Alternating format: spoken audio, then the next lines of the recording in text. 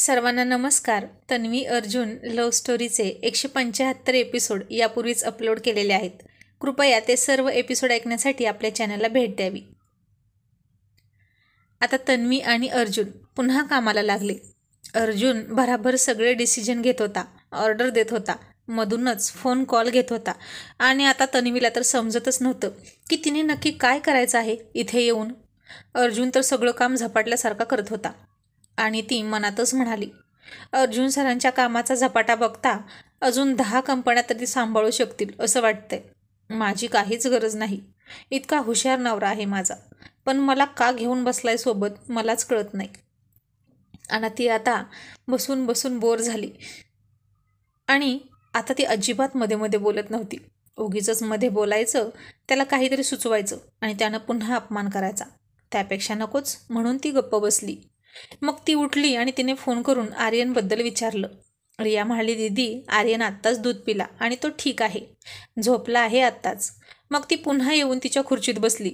इतक्यात अचानक अर्जुनचं लक्ष तिच्याकडे गेलं आणि तिच्या चेहऱ्यावर रुळणाऱ्या तिच्या केसांच्या बटकडं त्याचं लक्ष गेलं आणि त्यानं हातातली फाईल बाजूला ठेवली आणि हळूच तिची बट तिच्या कानामागं सरकवली. त्याच्या बोटांचा स्पर्श तिच्या कानाला झाला आणि ती थोडी शहारून हसली आणि म्हणाली, अर्जुन मला बोर होते, मी काय करू इथं बसून? तू मला काही कामसुद्धा देत नाहीस, मग शोपीस सारखं बसून राहायचं का? माझ्या जीवावर येतं. अर्जुन म्हणाला, तनू तुझं वेगळं केबिन तयार झालं की मी निम्मं काम तुझ्याकडे ट्रान्सफर करणार आहे. तन्वी म्हणाली, मग तोपर्यंत मी काय करू? अशीच बसून राहू का? आर्यनजवळ थांबले असते ना त्यापेक्षा. अर्जुन म्हणाला, अशीच कशी बसून राहशील? मग माझ्याकडे कोण लक्ष देणार डार्लिंग? तू अशी माझ्याजवळ बसली की मला 4 पट काम करण्याचा उत्साह येतो. आणि तन्वी म्हणाली, म्हणजे मी तुला फक्त एंटरटेन करण्यासाठी इथं यायचं का? आणि आता अर्जुन म्हणाला, नाही ग तनू, बरं चल सांग तू काय करशील? हे घे, ही फाईल चेक कर. असं म्हणून त्यानं तिच्यासमोर त्याच्यासमोरच्या काही फाईल्स सरकवल्या आणि तिच्याकडं बघत बसला. आणि आता तन्वी खुश झाली. तिने भराभर फाईल उचलून चेक करून बाजूला टाकायला सुरुवात केली आणि ती मग्न होऊन गेली तिच्या कामामध्ये. आणि अर्जुन तसाच गालाला हात लावून तिच्याकडे एकटक पाहत होता आणि तिचं त्याच्याकडे आता लक्षच नव्हतं. अर्जुन तर आता तन्वीकडे बघता बघता भूतकाळात हरवून गेला होता. मग त्याला आठवली पहिल्या नजरेतली तन्वी, घरी आलेली तन्वी, स्वित्झर्लंडमधली त्याच्यासाठी बेडवर नटून थटून बसलेली तन्वी. आणि आता त्याला ती तन्वी आठवली जी अतुलच्या घरी डिनरसाठी जाताना त्याला किस देत नव्हती आणि त्याला तर तिचा किस घ्यायचाच होता. आणि आत्ताही तसाच अर्जुन स्वप्नात हरवत हट्टाला पेटला आणि कामात मग्न असलेल्या तन्वीला अचानक त्यानं उठून किसच केला आणि तिनं थक्क होऊन त्याच्याकडे पाहिलं आणि पापण्यांची 2 वेळा उघडझाप केली आणि त्याला म्हणाली, अर्जुन काय हे काय होतं? आणि अर्जुन हसून म्हणाला, माझं प्रेम तुझ्यावरचं. तन्वी म्हणाली, बेबी ऑफिस आहे ना, तुला कुठेही लहर कशी येते रे, जरा म्हणून कंट्रोल करत नाहीस. अर्जुन म्हणाला, मग काय करू मी? मला तरी कुठे काय काम आहे? तूच सगळं काम करतेस ना, मग याशिवाय मला दुसरं काही सुचतच नाही. ती थोडी हसली आणि म्हणाली, अर्जुन तू वेडा आहेस. तू जेव्हा काम करत होता तेव्हा मी शांत बसले होते ना, मग तुला शांत बसायला काय झालं आहे? अर्जुन म्हणाला, तनू बेबी तू आहेस मंद, तुझ्याच डोक्यात अशा आयडिया येत नाहीत. तुला असलं रोमॅन्टिक काही सुचत नाही, त्याला मी काय करू? मला तर खूप काही काही सुचतं तुला बघितलं की. सांगू अजून काय काय सुचतं? असं म्हणून तो पुन्हा तिच्याकडे गेला त्याचं तोंड घेऊन. आणि तन्वीनं त्याच्याकडे बारीक डोळे करून चिडून पाहिलं आणि त्याच्या डोक्यात फाईलचा फटका मारला आणि म्हणाली, अर्जुन मी मंद आहे का? तुला असं वाटलंच कसं की मी मंद आहे? आणि अर्जुन तोंड वाकडं करत म्हणाला, हा म्हणजे इतर बाबतीत तू खूप हुशार आहेस, पण रोमॅन्सच्या बाबतीत तरी मंदच वाटतेस. आणि त्यात आर्यनच्या जन्मानंतर तर तू खूपच डल वाटायला लागली आहे मला, माझं मनच भरत नाही. आणि आता तन्वीनं हातातली फाईल मिटवली, खाली ठेवली आणि त्याची टाई पकडून त्याला जवळ खेचून घेतला आणि त्याच्या डोळ्यात डोळे घालून म्हणाली, ओ रिअली? तुझं मन भरत नाही का आता माझ्याकडून? तू घरीच चल, मग दाखवते तुला. अर्जुननं एक वेळ तिने पकडलेल्या टायकडे पाहिलं, गालात हसला आणि म्हणाला, तनू, तुला जे काही दाखवायचं आहे ते इथे सुद्धा दाखवू शकतेस की. आपल्याकडे सगळी फॅसिलिटी आहे डिअर. असं म्हणून त्यानं त्याच्या त्या रूमकडे इशारा केला. आणि आता तन्वी त्याला हसून म्हणाली, नो, गप्प बस, इथे नाही. तुला आता वेट करावाच लागेल, तोही रात्रीपर्यंत. अर्जुन म्हणाला, हेच तर ना, हेच म्हणत होतो मी की तू डल झाली आहेस. ती म्हणाली, अर्जुन, तुला कळतंय का तू काय बोलतोस? अर्जुन म्हणाला, चांगलंच कळतंय. तू आणि मी सोबत असताना, प्रायव्हसी असताना वेट का करायचा मी? आणि आता तिनं डोक्यावरच हात मारून घेतला. तिच्या वेड्या नवऱ्याचं काहीच होऊ शकत नव्हतं. तिने त्याला त्याच्या खुर्चीत ढकलून दिला आणि पुन्हा फाईल चाळत बसली. त्याच्यापुढे एक फाईल दिली आणि त्याच्या हातात पेन देत म्हणाली, इथे तुझी सही राहिली आहे, सही कर. आता अर्जुनने पुन्हा खट्याळपणा करत तिचाच हात पकडला आणि तशीच सही केली. ओ गॉड, म्हणून तिने कपाळावर हात मारला. अर्जुन म्हणाला, तुझं डोकं दुखतंय का? थांब. असं म्हणून त्यानं पुन्हा तिच्या कपाळावर किस केला. तिनं थोडंसं चिडून, अर्जुन, यू फूल, असं म्हणत त्याला एक फटका मारला. त्यानं पुन्हा तिनं ज्या हाताने फटका मारला तिथं किस केला. ओ नो, असं म्हणून तिने तोंडाला हात लावला आणि आता अर्जुन तिच्या तोंडाकडे ओठ घेऊन गेला. आता तन्वीने त्याला खुर्चीत ढकलला आणि सगळ्या फाईल घेतल्या आणि त्याच्या मांडीवर ठेवल्या आणि म्हणाली, घे, तूच काम कर. आणि आता अर्जुन खूप हसला आणि म्हणाला, ये होई ना बात, थँक्यू बेबी, आणि पुन्हा काम करत बसला. ती तर थक्कच झाली त्याचं हे वागणं बघून आणि म्हणाली, हा ना कामात असलेलाच बरा आहे, रिकामा असला की काही ना काही सुचत राहतो. आता लंच ब्रेक होणारच होता. तन्वी, अतुल आणि अर्जुन जेवायला एकत्र बसले. आता इथे काही वेडापणा अर्जुनने करू नये असं तिला वाटत होतं. ती त्याला हळूच म्हणाली, अर्जुन, आता इथे तरी शांत बस आणि गुपचूप खा. अर्जुन हसून म्हणाला, तू मला घाबरतेस का? डोंट वरी, इथे मी काहीच नाही करणार. आणि अतुल हसून म्हणाला, आता बहुतेक अर्जुन सर लंचऐवजी तन्वी मॅडमचं डोकंच खातील. आता ते तिघेही जेवण करत होते. डबा उघडला आणि अर्जुन म्हणाला, अतुल, आज टिफिन खूप सिम्पल आहे, काहीतरी ऑर्डर कर ना पटकन. अतुल म्हणाला, ओके. आणि तन्वी म्हणाली, अर्जुन, जेवण ऑर्डर केलेलं खाशील तर टिफिन कोण खाणार? तो तसाच शिल्लक राहील आणि वाया जाईल. अर्जुन म्हणाला, तनू, बघ ना, त्या मेडनं किती सिम्पल टिफिन दिलाय, तू देतेस तसा नाही रोजच्यासारखा. तन्वी म्हणाली, बरं, आता मी तिला उद्यापासून सांगते की अर्जुन सरांच्या टिफिनमध्ये रोज एक चिठ्ठी टाकत जा, आय लव्ह यू असं लिहिलेलं, मग तर खाशील ना. तसा अतुल खूप हसला आणि अर्जुन गाल फुगवून बसला आणि म्हणाला, आगाऊ कुठली, मी तुझ्याविषयी बोलतोय ना, काहीही काय बोलतेस ग तनू.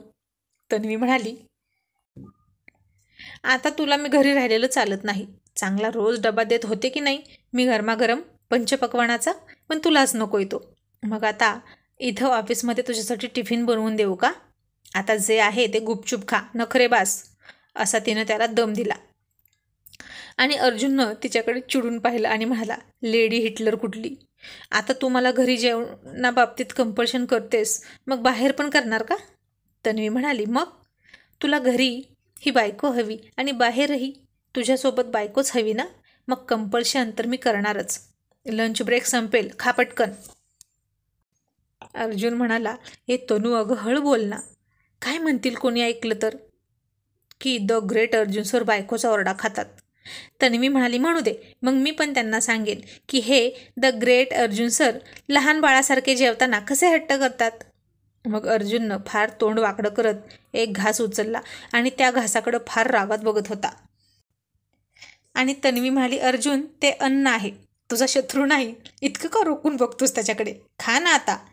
अर्जुन म्हणाला, तनू, हे माझे डोळे आहेत आणि हा माझा घास आहे, मी त्याला बघेन, खाईन, नाहीतर काही पण करेन, तुला काय करायचंय? तन्वी म्हणाली, ओके, मग खिशात ठेव त्याला, नाहीतर लॉकरमध्ये ठेवतोस का? तसा अतुल खूप खूप हसायला लागला आणि अर्जुनचं तोंड पुन्हा वाकडं झालं. आता अतुल त्याचं वाकडं तोंड बघून हळूहळू हसत होता. तोंडात घास टाकायचा आणि तोंडाला हात लावून घास चावत चावत हसायचा. त्याला तर आता फुल टाईमपास झाला होता. बिनपैशाचा तमाशा बघायला मिळणार होता आणि आता त्याला टेन्शन येणार नव्हतं या वाघवाघिणीच्या युद्धाचं, कारण त्यांची युती आता जन्मभराची आहे हे त्याला कळलं होतं. एकमेकांशी जास्त जमत तर नव्हतंच, पण ही युती तुटणार तर अजिबातच नाही हे त्याला माहीत होतं. आणि हसणाऱ्या अतुलच्या मांडीवर रट्टा मारत अर्जुन म्हणाला, तुझा टिफिन आहे ना व्यवस्थित? मग खा गुपचूप. अतुल म्हणाला, हो मग माझी बायको मला रोज छान टिफिन देते. अर्जुन म्हणाला, हो ना, मग एक काम कर, हे गवत तू खा. असं म्हणून त्यानं अतुलचा टिफिन ओढून घेतला आणि स्वतःचा टिफिन अतुलला दिला. आणि आता तन्वी आणि अतुल त्याच्याकडे थक्क होऊनच पाहत होते. काय हा लहान मुलासारखा करतो, अशा अर्थानं. तन्वी म्हणाली, अर्जुन त्याचा टिफिन त्याला खाऊ दे. आणि अर्जुन म्हणाला, मिसेस तन्वी, तुम्हाला तुमच्या घरचा टिफिन संपल्याशी मतलब ना? मग तो कोणी खाल्ला आणि कोणी संपवला हे काय करायचं तुला? आणि तन्वी म्हणाली, चीटर कुठला, बदमाश. आता ना उद्या तुझ्यासाठी मुळ्याची भाजीच आणते. अर्जुन म्हणाला, मी खाणार नाही. तन्वी म्हणाली, कसा खात नाही तेच बघते. अर्जुन म्हणाला, तनू, मी काय आर्यन आहे का जे माझ्यावर जबरदस्ती करतेस? तन्वी म्हणाली, माझा आर्यन खूप क्यूट आहे, आईपासून दूर राहतो, माझं बेबी. खरं तर तू त्याच्यावर अन्याय करतोस. तुझ्यासारखा ना तो हट्टी नाही आणि जिद्दीसुद्धा. अर्जुन म्हणाला, आर्यन माझ्यासारखा आहे म्हणून तर आत्तापासून एकटा राहायला शिकतोय वाघासारखा, तुझ्या भावासारखा नाही, भेकड. पण मला तर वाटतंय की त्याच्यासोबत राहून आर्यनसुद्धा भित्रा होऊ नये म्हणजे बरं. तन्वी म्हणाली, आत्तापासूनच तुझा आर्यन त्याला लाथा मारतोय. बिचारा कुणाल तरीही त्याचं सगळं सहन करतो. अर्जुन म्हणाला, मग त्याला सहन करावंच लागेल. तन्वी म्हणाली, का सहन करायचं त्यानं, तुमची दादागिरी? अर्जुन म्हणाला, मी कसा तुझी हिटलरगिरी सहन करतो ना तशी. ती म्हणाली, मी तुझी बायको आहे. अर्जुन म्हणाला, मग मी तुझा नवरा आहे. आणि अतुल मस्तपैकी एक एक घास खात भांडण एन्जॉय करत होता यांचं. आणि आता तन्वी त्याला आणखीन काहीतरी म्हणणार इतक्यात बाहेरून कसला तरी आवाज आला. तन्वी म्हणाली, हा कसला आवाज आहे? मग अतुलने पिऊनला बोलावलं आणि विचारलं, बाहेर इतका गोंधळ का सुरू आहे?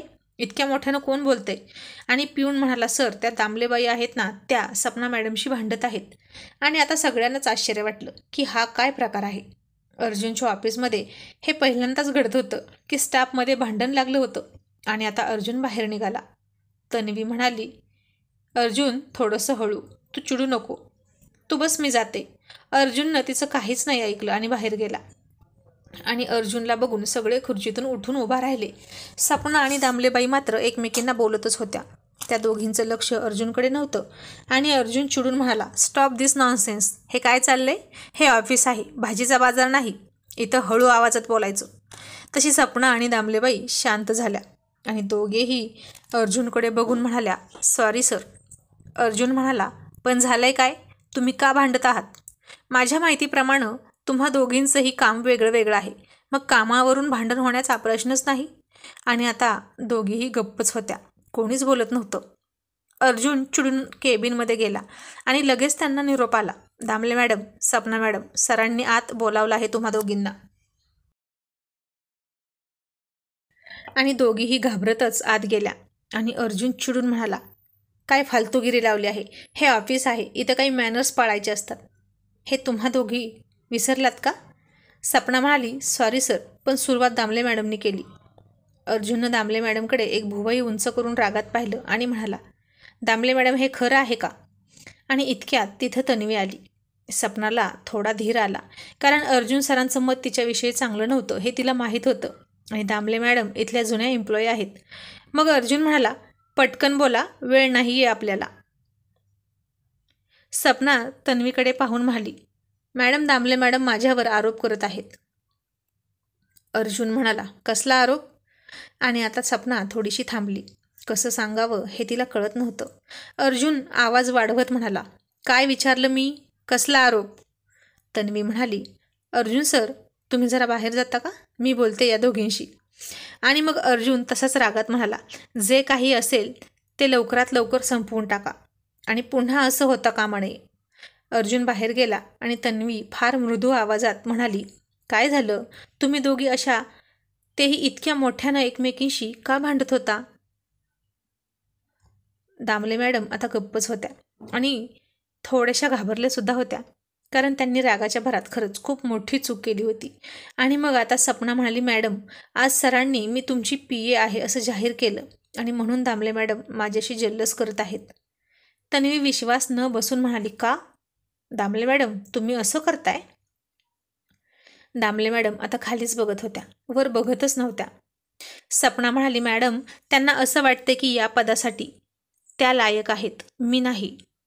आणि मग आता दामले मॅडम म्हणाल्या, हो मॅडम, कारण मी इथे खूप वर्ष झालं काम करते, मला खूप एक्सपिरियन्स आहे. आणि सपना फक्त आता 1-1.5 महिना झालं ऑफिसमध्ये आली आहे आणि तिचं वागणंसुद्धा अजिबात व्यवस्थित नव्हतं कोणाशीच. सरांनासुद्धा तिचं वागणं आवडत नव्हतं. तुम्हीसुद्धा तिला ऑफिसमधून हाकलून दिली होती. मग असं अचानक तिला PA म्हणून कसं काय जाहीर केलं? आणि आता तन्वीला तर काय बोलावं हे समजतच नव्हतं. सपना म्हणाली, मॅडम फक्त इतकंच नाही, त्यांनी फार घाणेरडा आरोप केला आहे माझ्यावर. तन्वी म्हणाली, काय काय म्हणाल्या त्या? सपना आता चाचरत होती बोलताना. तन्वी म्हणाली, सपना बोल, काय म्हणाल्या त्या? सपना म्हणाली, दामले मॅडम अशा म्हणाल्या की मी नक्कीच माझ्या सौंदर्याचा वापर करून कोणाला तरी जाळ्यात ओढून कोणाला तरी फिजिकली सॅटिस्फाय करून ही पोस्ट मिळवली आहे. आता तन्वीला काही समजत नव्हतं आणि दामले मॅडमचा चेहरा मात्र बघण्यासारखा झाला होता. तन्वी म्हणाली, कोणाला? सपना स्पष्ट बोलतेस का जरा?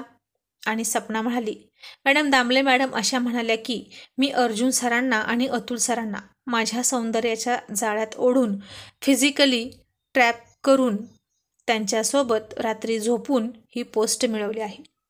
नाहीतर माझ्या इतक्या चुका होऊनसुद्धा मी अजून ऑफिसमध्येच आहे याचं त्यांना नवल वाटतं.